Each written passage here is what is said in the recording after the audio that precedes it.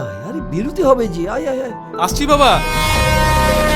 3 সপ্তাহ তোমাকে টাচ করা যাবে না, এই তো? আমাকে জোর করো না। আপনি আমাকে চিনতে পারছেন না? তোমার নিশ্চয়ই কিছু একটা ভুল হয়েছে। পুলিশ যখন আপনাকে থানায় নিয়ে গেল। একদম ফালতু কথা বলবি না। শুধু তোরা আসছিস বলে বেঁচে গেল। আরে বাবু আপনি কথা বললে শেষ করে দেবো একদম। হ্যাঁ সে আপনি করতেই পারেন। আগের বারে বউটাকে মেরেছেন, এবার নয় আমায় মারবেন। আপনি কিন্তু অন্য কারোর সাথে ওকে গুলিয়ে ফেলেন। আমি ওনাকে চিনতে ভুল করছি?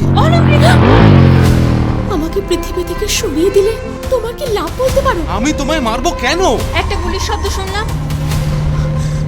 আপনি কোথায় গেলেন মহারাজ?